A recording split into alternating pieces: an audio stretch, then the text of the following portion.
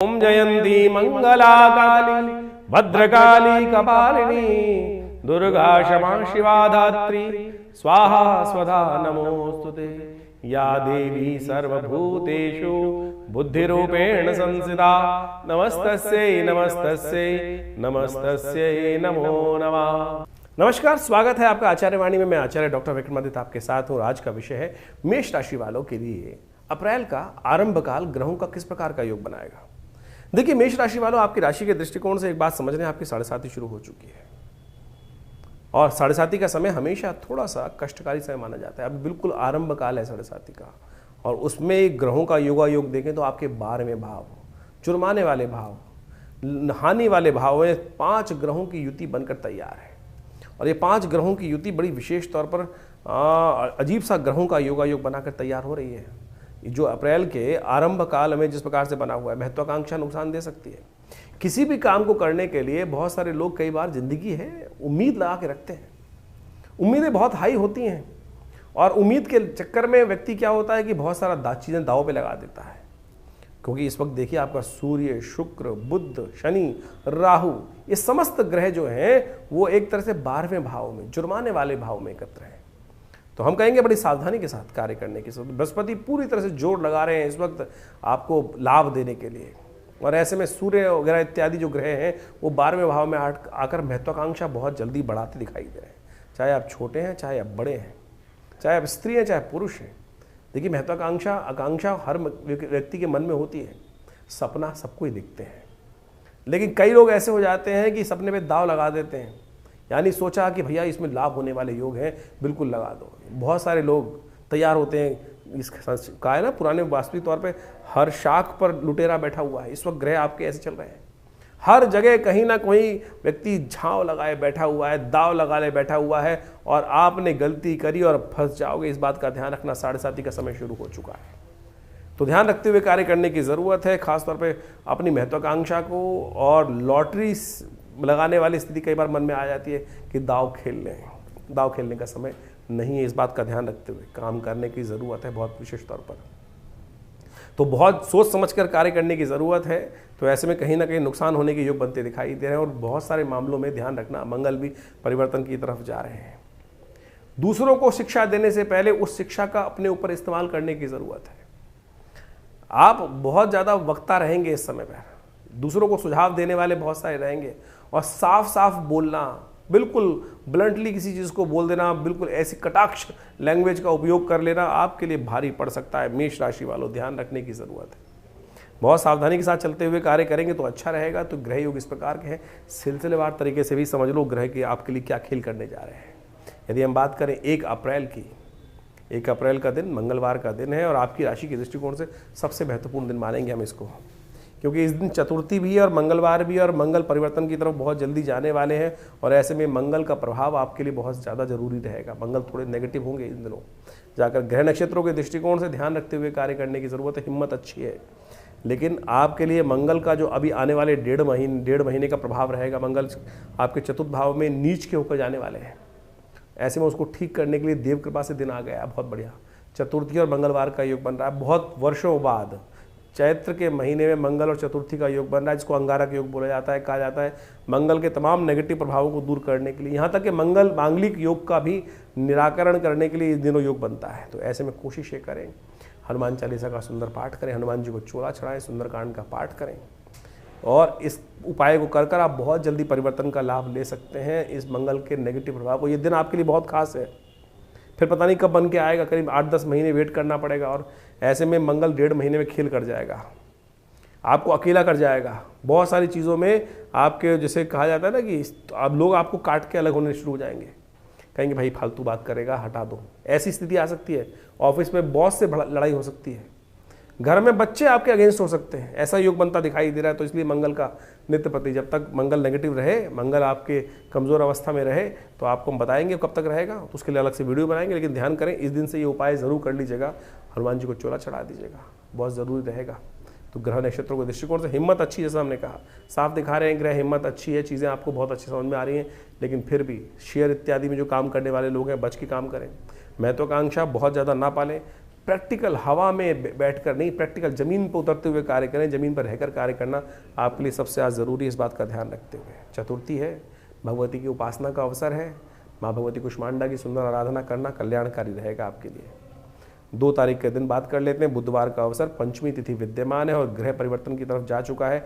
चंद्रमा उच्च के होकर बृहस्पति के साथ विराजमान होकर गजकेसरी योग का निर्माण आपके लिए 3 दिन के लिए करके बैठे हुए हैं। यानी खास तौर पर 2-3 तारीख दिन जो है वो बहुत अच्छे आपके लिए बनते दिखाई दे रहे हैं। अपॉर्चुनिटी से भरा हुआ दिन दिखाई देता है और विशेष तौर पर बस बैलेंस होते हुए कार्य करना है, बहुत बड़ी छलांग नहीं लगानी है। प्रैक्टिकल काम करोगे तो बहुत अच्छा रहेगा इस दिन। बुधवार का अवसर है, सुंदर रूप से भगवान कृष्ण की सुंदर उपासना करें। माँ भगवती की उपासना भी करना कल्याणकारी है, क्योंकि इस दिन श्री पंचमी भी है, 5वां नवरात्र भी है। भगवती का सुंदर स्वरूप का पूजन करना, गजकेसरी योग निर्माण आपके लिए है। सुंदर पॉजिटिव रिजल्ट लाने के लिए बहुत सारे ग्रह हेल्प कर रहे हैं। ऐसे में भाग्य से कई मामलों में लाभ मिलने के योग बन सकते हैं और भगवती की सुंदर आराधना करने का, स्कंद माता की आराधना करने का सुंदर अवसर है। अवश्य उनका ध्यान करते हुए कार्य करें, कल्याण होगा। 3 तारीख बृहस्पतिवार का अवसर, षष्ठी तिथि विद्यमान है और इस दिन ग्रह नक्षत्रों का योग आपके लिए दिन में अच्छा दिखाई देता है और आगे जाकर कहीं ना कहीं और अच्छे परिवर्तन के योग बन सकते हैं। पराक्रम से लाभ होता दिखाई दे रहा है। ऐसे में गौ पूजन अवश्य कीजिएगा। हो सके तो गौशाला में जाकर पालक इत्यादि, हरी जो सब्जी इत्यादि या विशेष तौर पर हरा चारा इत्यादि गाय को खिलवाएं, व्यवस्था करने का प्रयास करें। यह आपके लिए बड़ा कल्याणकारी योग बनाता दिखाई देगा। आपकी राशि के दृष्टिकोण से इस दिन गजकेसरी का योग जो बना हुआ है, फिर 1 महीने बाद बनेगा ऐसा योग और उसके बाद बिल्कुल बृहस्पति परिवर्तन की तरफ चले जाएंगे। उससे पहले पहले इस दिन का लाभ लेने के लिए जो खास उपाय बताएं अवश्य करने का प्रयास करें। हो सके तो ब्राह्मणों की सेवा करें, ज्ञानी जनों का आशीर्वाद लेने का प्रयास करें और सबसे श्रेष्ठ है भगवती स्कंद माता की आराधना करना, वो आपके लिए अच्छा रहेगा। और खासतौर पर इस दिन विशेष तौर पर स्कंद षष्ठी का योग भी बनता है, तो ऐसे में भगवती की सुंदर उपासना करने से कल्याण के योग बनते दिखाई देंगे। इस दिन विशेष तौर पर एक बात और समझे, मंगल परिवर्तन की तरफ जा रहा है। इस दिन जो मंगल है वो परिवर्तन की तरफ जाने के बाद साथ साथ अच्छा योग बनाएगा और ग्रह नक्षत्रों के दृष्टिकोण से जो योग आपके लिए बन रहा है वो बड़ा कल्याणकारी बनता दिखाई दे रहा है। 3 तारीख के दिन हम बात कर रहे हैं, बृहस्पतिवार का अवसर है ही, षष्ठी तिथि है और उस दिन ग्रह नक्षत्र आपका दिन जो है बनाता दिखाई देगा आपको। मंगल परिवर्तन की तरफ जा रहा है और मंगल विशेष तौर पर ये परिवर्तन का योग जो बना रहा है, चतुर्थ भाव में प्रवेश करने से नीच का मंगल जो हो जाएगा रात को 1 बजे के आसपास, ये थोड़ा ध्यान रखने योग्य है। ये विशेष तौर पर आपको थोड़ा सा प्रभाव थोड़ा सा नेगेटिव करता दिखाई दे रहा है, लेकिन फिर भी यदि आप अच्छे जो लर्नेड लोग हैं उनसे बात करने का प्रयास करोगे, कम बोलोगे, जहां जरूरत पड़े वहां बोलोगे, जबरदस्ती अपनी बात थोपोगे नहीं, तब इसका लाभ ले सकते हो। कोशिश ये करना, हनुमान जी का सुंदर स्तवन करने का प्रयास करना, नित्य प्रति हनुमान चालीसा का पाठ करना, ओम क्रांग क्रीं क्रौंग सै भौमाय नमः, इस मंत्र का जप करना और बहुत जरूरत पड़े जब कोई सजेशन मांगे तभी देने का प्रयास करना। ऐसे में ग्रह नक्षत्र ऐसे योग बनाते दिखाई दे रहे हैं कि आप हर चीज़ को समझ सकते हैं, लेकिन कहीं ना कहीं आप जो है जो दुनिया को सजेशन देंगे उस पर खुद इनकॉर्पोरेट नहीं करेंगे और वही आपका नुकसान का कारण बन सकता है। तो इस बात का ध्यान रखते हुए कार्य करने की ज़रूरत है। जो नवरात्र के दृष्टिकोण से आप देखें, छठा नवरात्रा है, भगवती की सुंदर स्तवन करने का दिन है और ऐसे में भगवती का सुंदर कात्यायनी देवी की सुंदर आराधना कर और साथ साथ स्कंद षष्ठी भी इस दिन योग बन रहा है। तो भगवती का विशेष आराधना, या देवी सर्वभूतेषु मातृरूपेण संस्थिता नमस्तस्यै नमस्तस्यै नमस्तस्यै नमो नमः, इस मंत्र का जप करना आपके लिए संपूर्ण रूप से कल्याणकारी योग बनाएगा। 4 तारीख शुक्रवार का अवसर, सप्तमी तिथि, 7वां नवरात्रा और ग्रहों का योगायोग आपके लिए दिखा रहा है पराक्रम से लाभ। ग्रह नक्षत्रों का योग साफ साफ बनता दिखाई दे रहा है, जो आपके लिए खासतौर पर ऐसा योग बना रहा है कि आपको अपने समय का सदुपयोग करते हुए कार्य करने का प्रयास करना चाहिए। कुछ ऐसे लोग हो सकते हैं कि जो आपके साथ मीठा मीठा बोलकर आपके टाइम को बर्बाद करने का स्थिति बना दें। ऐसे में बहुत सारे जो मीठे बोलने वाले लोग हैं, बहुत ज़्यादा ऐसे स्वार्थी लोग जो आपको केवल ऐसी चाशनी युक्त भाषा बोलकर आपकी तारीफ करने का काम करें। ध्यान रख लें, जो आपकी तारीफ करे, जो आपके साथ बहुत अत्यधिक मीठा ना बोलता हो फिर आपको बोलने का प्रयास करे, तो समझ लेना कहीं ना कहीं टाइम बर्बाद करने का योग बना सकता है। तो उससे बचते हुए कार्य करने की ज़रूरत है। 7वां नवरात्रा है, ऐसे शत्रुओं से बचने के लिए भगवती कालरात्रि का सुंदर स्तवन करें। माँ भगवती कालरात्रि का सुंदर स्तवन करने से समस्त प्रकार के अनिष्ट दूर हो जाते हैं। भगवती का एक मंत्र है जो दुर्गा सप्तशती में आया है, उसका अवश्य जप करें, कल्याणकारी योग बनेंगे, कष्टों को निवारण करने का योग बनेंगे। 5 तारीख शनिवार का अवसर है और 8वां नवरात्रा है। उस दिन ग्रह नक्षत्रों के दृष्टिकोण से योग जो आपके लिए बनते दिखाई दे रहे हैं, पुरुषार्थ से मेवा प्राप्त होने के योग बन सकते हैं। शिव की आराधना से कल्याणकारी योग बन सकते हैं। इस दिन अशोक अष्टमी है, शोकों को नाश करने वाली।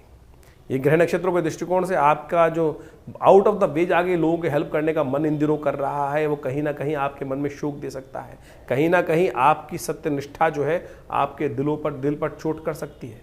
लोगों की वास्तविकता आपके समक्ष आ सकती है, क्योंकि आप तो दिल खोलकर काम करेंगे, लेकिन मौका उठाने वाले, लाभ लेने वाले आपको छोड़कर आगे निकल जाएंगे। उससे कहीं ना कहीं मन में शोक होने के योग दिखाई देते हैं। तो थोड़ी देर हो सके तो अशोक के पेड़ के नीचे बैठकर ओम नमः शिवाय का जप करें, भगवती का सुंदर स्तवन करें। 8वां नवरात्रा है, माँ भगवती महागौरी की सुंदर आराधना करने का अवसर है। सर्वमंगल मांगल्ये शिवे सर्वार्थ साधिके शरण्ये त्र्यंबके गौरी नारायणी नमोस्तुते। हो सके तो कन्या पूजन करें। कहा जाता है कि इस दिन जो पंचमकारों की आहुति भगवती को अर्पित करता है, उसके जीवन के समस्त अनिष्ट दूर हो जाते हैं।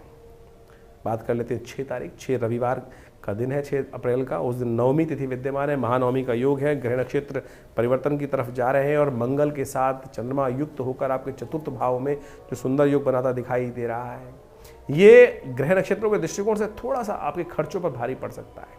स्वास्थ्य का थोड़ा ध्यान रखने की ज़रूरत है, क्योंकि इन दिनों आपके समस्त ग्रह जो हैं, 5 मुख्य ग्रह जो हैं, वो आपके 12वें भाव में एकत्र होकर बैठ गए हैं। और ये कहीं ना बेकार के मामलों में अत्यधिक खर्चा दिखाई दे रहे हैं। तो अपनी जो मुट्ठी है थोड़ी बंद रखने का प्रयास करें। जो आपके धन का सदुपयोग करते हुए कार्य करने की ज़रूरत है। कहीं ना कहीं आपके ग्रह नक्षत्र जो हैं वो आपको थोड़ा सा कष्ट देते दिखाई दे रहे हैं। गुस्सा कम करने का प्रयास करें, प्रैक्टिकल वे में काम करेंगे तो अच्छा रहेगा। महानवमी है, रामनवमी है, ये मुहूर्त बड़ा शुभ है। इस दिन कहा जाता है कि इस दिन कोई नया कार्य आरंभ करना हो तो मुहूर्त की आवश्यकता नहीं है। जो भी काम करेंगे भगवान राम का ध्यान कर कर, मधुमास का सुंदर नवमी है, मध्याह्न काल में भगवान का जन्म होता है और ये बड़ा शुभ योग बनता है। अभिजीत मुहूर्त में समस्त कार्यों का लाभ लेते हुए, अभिजीत मुहूर्त का लाभ लेते हुए कार्य करना समस्त प्रकार से कल्याणकारी योग बनाएगा आपके लिए। 7 तारीख का दिन सोमवार का अवसर, दशमी तिथि विद्यमान है और ग्रह नक्षत्रों के दृष्टिकोण से देखें तो इस दिन एक विशेष परिवर्तन का योग बन रहा है। 12वें भाव में चलते हुए बुद्ध महाराज जो अभी तक वक्री चल रहे थे, वो मार्गी होने जा रहे हैं और ऐसे में ग्रह नक्षत्र आपके लिए थोड़े से विचित्र स्थिति बनाते दिखाई दे रहे हैं आपके लिए। ये नक्षत्र साफ साफ दिखाते हैं कि इन दिनों जो ग्रहों की स्थिति थी, जो लोग आपको सबसाइड करने का प्रयास कर रहे थे, आपके लाभ से भी आपको वंचित करते दिखाई दे रहे थे। वैसे तो भी कुछ दिन कंटिन्यू करेगी ऐसी स्थिति, लेकिन फिर भी मंगल का, इसका बुद्ध का मार्गी होना, वो उसमें कहीं ना कहीं आपके लिए थोड़ा सा लाभकारी हो सकता है। केसर का टीका लगाना, पीला टीका लगाना आपके लिए कल्याणकारी होगा। और इस दिन विशेष तौर पर धर्मराज की उपासना करने का दिन कहा जाता है। शास्त्र के दृष्टिकोण से कहा जाता है कि चैत्र दशमी को धर्मराज जी का दर्शन करना चाहिए। उनके निमित्त एक दीपक का दान करना चाहिए। पितरों के निमित्त शाम के समय या तो चलते पानी में एक दिया पीपल के पत्ते पर रखकर या बड़ के पत्ते पर रखकर पितरों के निमित्त गायत्री का स्तवन करते हुए धर्मराज के निमित्त छोड़ देना चाहिए, पितरों के निमित्त छोड़ देना चाहिए, या घर के दक्षिण भाग में एक जला के छोड़ देना चाहिए। कहा जाता है पितृ प्रसन्न होते हैं। 8 तारीख का दिन मंगलवार का अवसर, एकादशी तिथि है और बड़ी इंपॉर्टेंट एकादशी है, कामदा एकादशी का दिन है। समस्त कामनाओं को पूर्ति करने की तरफ ले जाने के योग बनाते दिखाई दे रहे हैं। ग्रह परिवर्तन की तरफ जा रहे हैं और आपके जो ग्रह परिवर्तन का योग बना रहे हैं वो आपकी विजय के योग बनाते दिखाई दे रहे हैं। इन दिनों ग्रहों का योग ऐसा रहेगा आपके लिए कि जिस भी कार्य में हाथ डालेंगे उसमें जो विघ्न डालने के उपस्थित प्रयास करेगा वो कहीं ना कहीं अपना नुकसान कराएगा। तो आपको इस समय लाभ लेना चाहिए कि अपनी चाल में मस्त होकर चलना चाहिए। लेकिन ध्यान रखना, इस वक्त पंचग्रही योग जैसा हमने आपको आरंभ में बताया था 12वें भाव में बना हुआ है। बहुत ज़्यादा ऊंची छलांग लगाना नुकसान दे सकता है। जो चीज़ें आपकी सीमा में है उसी सीमा, अपनी चादर को देखते हुए कार्य करने का प्रयास करेंगे तो ये ग्रहों का योग का फल है, लाभ अवश्य कराएगा। भगवान विष्णु का सुंदर स्तवन करें। देखिए एकादशी है, उस दिन अवश्य व्रत रखने का प्रयास करें। इस कलिकाल में, कलयुग में एकादशी का व्रत समस्त सदग्रस्तों को अवश्य रखना चाहिए। भगवान विष्णु पालक हैं, उनका स्तवन करने से कहा जाता है समस्त अनिष्टों को दूर करने का योग बनता है। मंगलवार की एकादशी बड़ी कल्याणकारी योग बना सकती है। 9 तारीख बुधवार का अवसर और इस दिन ग्रह नक्षत्रों का योग समझें, द्वादशी तिथि है और ग्रह नक्षत्रों के दृष्टिकोण से ग्रह योग जो आपके लिए बनते दिखाई दे रहे हैं वो आपके लिए ग्रह योग दिखा रहे हैं लाभ के योग, कल्याण के योग, आनंद के योग। इस दिन विष्णु जी का सुंदर स्तवन करना, विष्णु द्वादशी है, विष्णु जी का पूजन करना, भगवान विष्णु का पंचामृत से स्नान कराकर उनका चरणामृत ग्रहण समस्त अनिष्टों को दूर करने के योग बनाएगा। ग्रह परिवर्तन की तरफ जा रहे हैं, आने वाले दिनों में स्वास्थ्य पर थोड़ा भारी पड़ता दिखाई देगा योग, तो उसके निमित्त इस दिन विशेष तौर पर भगवान विष्णु का स्तवन करके उनका चरणामृत ग्रहण करना आपके लिए बढ़िया रहेगा। हो सके तो माखन मिश्री का भोग भी भगवान कृष्ण को लगाना चाहिए। 10 तारीख बृहस्पतिवार का अवसर, त्रयोदशी तिथि है इस दिन, और ग्रहों का योग परिवर्तन की तरफ जा रहा है, प्रदोष का योग बन रहा है। और ये योग राशि के दृष्टिकोण से आपके लिए हम समझें तो दिन आपके लिए बड़ा अच्छा दिखाई देता है, पॉजिटिव रहेगा। लेकिन ध्यान रखिएगा, जो आपसे खैर खाए बैठे हैं वो कहीं ना कहीं आपकी कमजोरी को देखकर आने वाले दिनों में आपके खिलाफ कुछ चाल चलने की स्थिति बना सकते हैं। तो ऐसे में अच्छा होगा कि थोड़ा सावधान होकर काम करने का प्रयास करें। कहीं ना कहीं अन्य लोगों को अपना दुश्मन ना बनाएं, लोगों को प्रवोक करने का प्रयास ना करें, शांति से कार्य, शालीनता से कार्य करने की ज़रूरत है। इस दिन प्रदोष है, गुरु प्रदोष का योग बन रहा है, हो सके तो इस सही दिशा पकड़ने का प्रयास करें। यदि सही दिशा, कई बार क्या होता है हम सब चिंतन करते हुए भी सही दिशा प्राप्त नहीं कर पाते हैं, तो ये ज्ञान चिंतन रास्ता मार्ग पकड़ने का दिन है। बृहस्पतिवार और प्रदोष का योग बन रहा है, तो हो सके शाम के समय मंदिर में जाकर भगवान शंकर का दूध और केसर युक्त दूध से अभिषेक करना कल्याणकारी रहेगा। तो इस प्रकार से ग्रहों का योगा योग जो आपकी राशि के अनुसार से बना वो आपने समझा। देखिए, इस वक्त चैत्र का महीना चल रहा है और चैत्र का महीने में नववर्ष भी आरंभ की शुभ वेला आ चुकी है। ग्रहों का जिस प्रकार का योगा योग बना है, इस वक्त बड़ा विचित्र ग्रहों का योगा योग चल रहा है। शनि महाराज और राहु महाराज की युति जिस प्रकार से बनी हुई है, ये बड़ा विशेष योग बन रहा है। शनि और राहु को एक सदृश ही माना गया है और आपकी राशि के दृष्टिकोण से उसका जो प्रभाव है वो हमने आपको समझाने का प्रयास किया।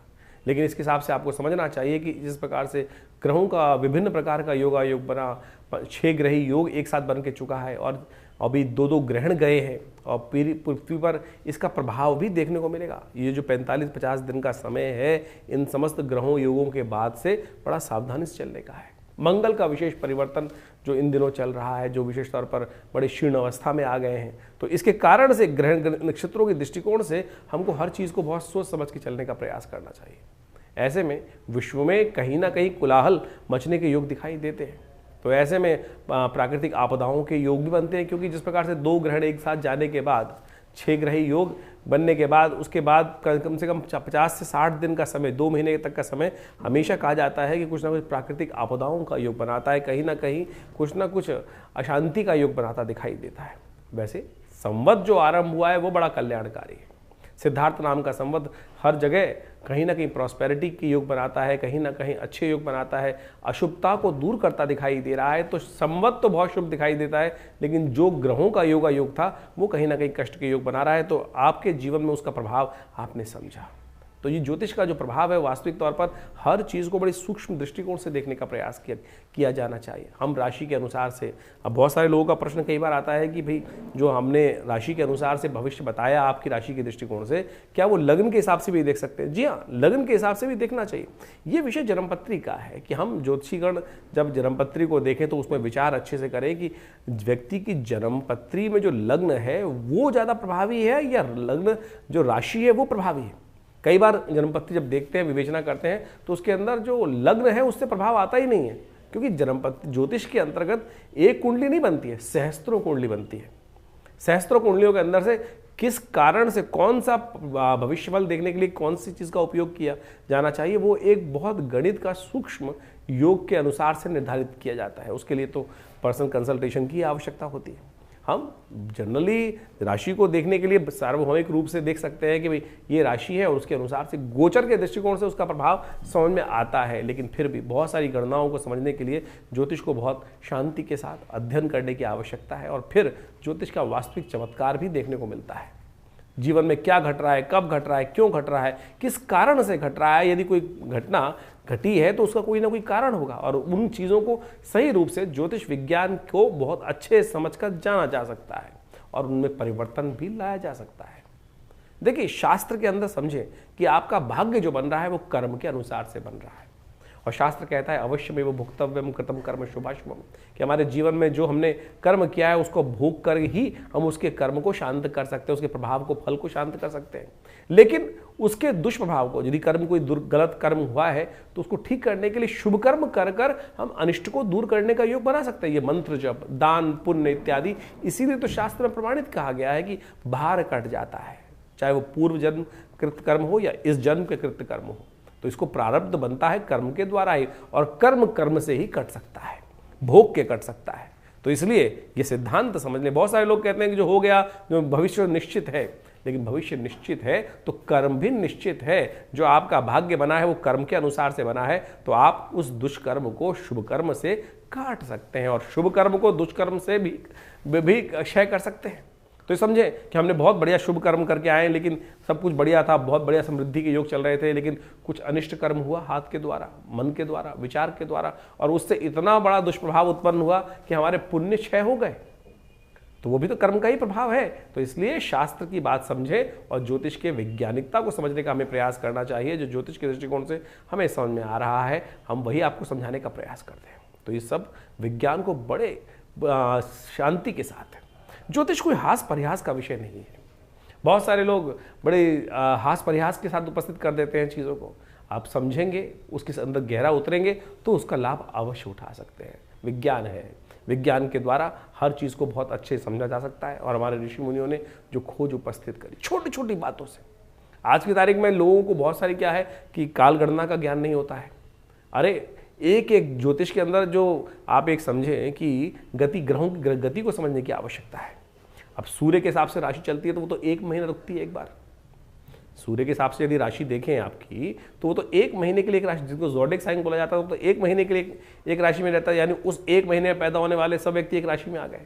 वहीं यदि चंद्र के हिसाब से राशि देखें तो चंद्र के हिसाब से करीब करीब 2 से ढाई दिन तक एक चंद्रमा एक ही राशि में रहता है, तो यानी 2-2.5 दिन में सारे लोग एक राशि में आ गए। वहीं लग्न राशि का प्रभाव देखें तो हर 2 घंटे से 1.5 घंटे से 2-2.25 घंटे के अंदर वो राशि परिवर्तित, लग्न राशि परिवर्तित हो जाती है। तो उस 2 घंटे के अंदर जितने जन्म व्यक्ति हैं, उसके बाद भी इंटरनल ग्रहों की दशा, महादशाएं और उनके अंश, उनकी जो षोडश वर्ग इत्यादि कुंडलियां हैं, उन सब में तो हर क्षण परिवर्तन आ रहा है। तो इनको बहुत चिंतन, बहुत ज्ञान के साथ, शांति के साथ, शालीनता के साथ इन सब चीज़ों को समझा जा सकता है। और जब हम उनको गहन अध्ययन करते हैं तो बहुत सारी चीज़ों को सही समझ पाते हैं। तो इसलिए आपके लिए ज्योतिष को बहुत अच्छे से समझना बहुत ज़रूरी है। तो यहाँ पर तो हम जो आपके जीवन में घटने वाली घटनाओं को आप समझाने का प्रयास करें, बड़ा व्यापक है, बहुत ब्रॉडर कैटेगरी के अंदर आता है। कोशिश करें अपनी जन्मपत्री को सही से अध्ययन करें और समय समय पर अध्ययन कराएं, क्योंकि ग्रहों का परिवर्तन हर क्षण होता है। इस संसार के अंदर कुछ भी चीज शाश्वत नहीं है, हर चीज परिवर्तनशील है, हर क्षण बदल रहा है, हर क्षण कुछ ना कुछ परिवर्तन आ रहा है। आज सब कुछ बढ़िया चल रहा है, आपके मन में कुछ विचार आया और उस विचार को आने से क्या हुआ, कुछ गलत कर्म हो गया। अच्छा था तो अच्छा कर्म हो गया, पुण्य जाग गए। आप सोचे कि आपके मनोभाव में अभी आया कि किसी व्यक्ति की बड़ी दारुण स्थिति को देखकर मन में आया कुछ दान कर देता हूं, दान कर दिया आपने, तो उसका प्रभाव वो हो गया ना कहीं वो दुष्कर्म था, वो नेगेटिव हो गया। और यदि आपने कुछ अशुभ कर दिया किसी का, तो वो शुभ कर्म के अकाउंट में से डेबिट क्रेडिट इसी प्रकार चलता रहता है और इसी कारण से भाग्य बनता रहता है। हमारे पास बहुत अच्छे लोग, करीब बहुत सालों हो गए जन्मपत्री देखते हुए, पिताजी के साथ करीब काफ़ी जब उनके साथ जन्मपत्रियाँ देखते देखते बाल्यकाल से ही 10 साल की 5 साल की उम्र से इन सब विज्ञान के अंदर बैठना हुआ पिताजी के साथ, और उसके बाद हर चीज़ को देखा। अजीब अजीब प्रकार की कुंडलियाँ आई जीवन में और बहुत चमत्कारी प्रभाव। ऐसी कुंडलियाँ हमने देखने को मिली कि जिसके अंदर बिल्कुल साफ साफ योग दिखाई दे रहे थे, तो इसके साथ कुछ अच्छा होने वाला नहीं है, लेकिन जब कुंडली में देखा तो अच्छा हो रहा है। और जब उसके जीवन में झांक कर देखा तो कारण समझ में आया कि प्रभु की भक्ति के द्वारा, प्रभु भक्ति के द्वारा कैसा ही भयंकर से भयंकर कुंडली में दरिद्र योग हो, कष्ट देने वाला योग हो, अनिष्टकारी योग हो, वो प्रभु के भजन से कट सकता है। जी हाँ, प्रभु के भजन से कट सकता है, ये सत्य मानिए। और ये योग, और जिसके जीवन में बहुत अच्छे अच्छे ग्रह चल रहे थे, एक व्यक्ति हमारे पास कुंडली देखने को मिली कि इतने बढ़िया ग्रह योग लेके बैठा है, लेकिन कुछ हो ही नहीं रहा है। उसकी कुंडली में एक योग था जिस प्रकार से मंगल का बड़ा विचित्र प्रकार का योग था, और जब उससे उसके जीवन में झांक कर देखा कि ये ग्रह काम क्यों नहीं कर रहे हैं, तो उसकी कुंडली में दोष था पितृदोष। पिता का सम्मान ही नहीं था, माता पिता का सम्मान ही नहीं होता था, रोज माता पिता के साथ झगड़ा हो रहा है और उसके कारण से पिता रुष्ट रहते थे। हमने देखा उसके कारण से सारा भाग्य सो गया, और वही एक कारण है। तो ये सब चीजें देखने की आवश्यकता है। कर्म कहाँ हो रहा है, किस प्रकार से कर्म हो रहा है, और यदि उन कर्मों को, सिद्धांत को ज्योतिष के सदगुरु की आज्ञा से आप समझ लें। हम तो लगे हैं ज्योतिष के दृष्टिकोण से उपाय करने के लिए, केवल अंगूठे पहनाने के लिए। लोग अंगूठे पहनाए जा रहे हैं, कोई तेल चढ़वाया जा रहा है, कोई कुछ और किए जा रहा है। लेकिन ज्योतिष के अंदर बहुत सारे सूक्ष्म विज्ञान के अनुसार से एक एक चीज को अध्ययन करने की आवश्यकता है। आज ज्योतिष में हो क्या गया है कि हर कोई ज्योतिष के अंदर कुछ बेचने के लिए आ रहा है। कोई रुद्राक्ष बेचे चले जा रहे हैं, कोई 1 मुखी, कोई 7 मुखी, कोई 8 मुखी, और लोग पहने जा रहे हैं और फिर कहते हैं कोई प्रभाव नहीं हो रहा है। अरे ज्योतिष को समझने के लिए प्रत्यक्ष रूप से ग्रहों का योगा योग समझो, ग्रहों के योगा योग को समझो, प्रभाव क्या है उसको समझो, फिर परिवर्तन लाने का प्रयास करो। ऐसा नहीं है कि रत्न परिवर्तन नहीं लाते, बिल्कुल लाते हैं। रुद्राक्ष परिवर्तन नहीं लाते, बिल्कुल लाते हैं। यज्ञ इत्यादि, मंत्र इत्यादि, दान इत्यादि, पुण्य इत्यादि सब परिवर्तन लाते हैं। लेकिन किस कारण से, कैसे होगा, कब होगा, किसके लिए कौन सा मार्ग सुगम है, किसके लिए कौन सा मार्ग दुर्गम है, किसको किस मार्ग पे जाना चाहिए। देखिए हर क्षेत्र के अंदर अच्छे और खराब स्थितियां बहुत व्यापक रूप से बढ़ जाती हैं। तो हम इस बात को आपके समक्ष इसलिए रख रहे हैं कि अपने विवेक को सही से उपस्थित कर कर, हर चीज़ को चिंतन कर कर तब समझने का प्रयास करें। ज्योतिष के अंदर, बड़ी शास्त्र के अंदर, अध्यात्म के अंदर कहीं कोई ऐसी बात नहीं बताएगी कि लाखों रुपए खर्च करने से ही कर्म शुभ किया जा सकता है। केवल मन से भी, सोचने से, विचार करने से भी कर्म शुभ कर लिया जाता है। 1 सेकंड में सोचा हुआ कर्म आपके जीवन में कष्टों का निवारण करने का मार्ग खोल सकता है। और नहीं, अगर बुरा सोच रहे हो तो बुराई घटने के योग बन सकते हैं। उपनिषद, वेद इत्यादि जो ग्रंथ है, पुराण इत्यादि ग्रंथ है, इन्हीं कथाओं के माध्यम से आपको हर चीज़ समझाने का प्रयास करते हैं। समय समय पर हम आपके समक्ष वो सारी बातें रखते ही हैं। तो अभी तो चैत्र के आरंभ में बहुत सुंदर योग बना हुआ है। कर्म करने का तरीका क्या है, भगवती की आराधना, नवरात्र का सुंदर योग चल रहा है आश्रम पे। इन पूरे नवरात्रों में सुंदर यज्ञ रहेगा, सुंदर की व्यवस्था है। माँ भगवती दुर्गा सप्तशती के नित्य प्रति यज्ञ चल रहे हैं और वो नवरात्र के पूरे महीने चलेंगे। और उसमें आप आके स्वयं बैठिए, माँ भगवती का दर्शन कीजिए। जो ये 1947 में मुल्तान से भगवती का, पाकिस्तान से इतना चमत्कारी शिव विग्रह आया आश्रम पर प्रतिष्ठित है, उनका दर्शन कर लेने मात्र से भगवती की कृपा प्राप्त हो जाती है और हजारों लोगों ने उनका अनुभव किया है। आप भी आइए विवेकानंद योगाश्रम में इस दर्शन यज्ञ के अवसर पर, जो यज्ञ नित्य प्रति शाम को चलता है करीब करीब 6 बजे से लेकर रात्रि में 8 बजे तक, उसमें आप आएंगे, यज्ञ में बैठेंगे तो माँ भगवती का सुंदर आशीर्वाद मिलेगा। और उसकी व्यवस्थाएं जानने के लिए आप फ़ोन पे संपर्क साध सकते हैं। इसके अलावा अभी बहुत जल्दी महावीर जयंती आ रही है, हनुमान जी के सुंदर यज्ञ की पूजा पाठ रहेगा, तो आप उसमें बैठकर सुंदर रूप से भगवान की कृपा प्राप्त करने के लिए सिद्ध मनोकामना सिद्धि मंदिर में हनुमान जी के सानिध्य में बैठकर बहुत सारे कर्म इत्यादि, यज्ञ इत्यादि चलते रहते हैं। हमारे आश्रम पर नित्य 8 घंटे यज्ञ चलता है और भारतीय संस्कृति में यज्ञ प्रधान संस्कृति कही गई है। हम दान करने जाते हैं किसी को, पता नहीं वो व्यक्ति दान का अधिकारी है कि नहीं है। आपने दिया दान और उसने कुछ उल्टा सीधा कर्म कर लिया, शराब पी ली, कुछ और कर लिया, तो फिर वो दान तो व्यर्थ चला गया। क्योंकि दान देने से पहले इस बात को भी समझना चाहिए कि वो दान जिसको दे रहे हैं वो लेने का अधिकारी है भी कि नहीं। तो ऐसी बहुत सारी चीज़ें समझने की आवश्यकता है। तो यज्ञ में जो हम आहुति देवता को देते हैं तो सीधा देवता तक पहुँच रही है ना, तो उससे बढ़िया कौन सी चीज़ हो सकती है। तो इसलिए शास्त्र में कहा गया यज्ञो वै श्रेष्ठतमं कर्म। और हमारे विवेकानंद योगाश्रम दिल्ली में नित्य प्रति 8 घंटे यज्ञ पिछले करीब 50-60 साल से चलता है। आप भी हर रविवार को इस यज्ञ में बैठ सकते हैं और बहुत सारी व्यवस्थाओं का लाभ ले सकते हैं। तो आप आइए विवेकानंद योगाश्रम में, और जो भी अपनी निजी जानकारी है वो भी हमसे संपर्क साध कर, फ़ोन नंबर्स दिए हुए हैं उन पर संपर्क साध कर आप उसका निवारण जान सकते हैं। व्हाट्सएप के माध्यम से अवश्य भेजें अपने प्रश्नों को, हम देंगे उन सब प्रश्नों का निदान। इसके अलावा हमने आश्रम में व्यवस्था बनाई है कि महीने के पहले रविवार के दिन सुबह करीब 8 बजे से लेकर 11 बजे तक के बीच में यज्ञ जो आश्रम में व्यवस्था होती है, जो समागम होता है, उसमें आप आके निजी रूप से अपने प्रश्नों का समाधान भी जान सकते हैं और उसकी कोई फीस नहीं रखी गई है। बहुत सारे लोग हमारे यहाँ फ़ोन करके जानना चाहते हैं, अपने प्रश्नों का समाधान जानना चाहते हैं और व्यवस्था का में नहीं आ पाते हैं, फ़ोन पे संपर्क इतनों से नहीं हो पाता है। तो हमने आश्रम में व्यवस्था रख दी है कि सुबह रविवार को, महीने के पहले रविवार को सुबह 8 बजे से लेकर करीब दोपहर को 11 बजे तक ये कार्यक्रम रहेगा। भंडारे का कार्यक्रम रहेगा, यज्ञ का कार्यक्रम रहेगा और जो भी आपके प्रश्न होंगे उसमें उस समय आकर 1-2 प्रश्न जो है उनके संबंध में आप अवश्य जानकारी ले सकते हैं, निदान जान सकते हैं। इसकी सुंदर व्यवस्था आश्रम पे कर दी गई है। धन्यवाद, नमस्कार।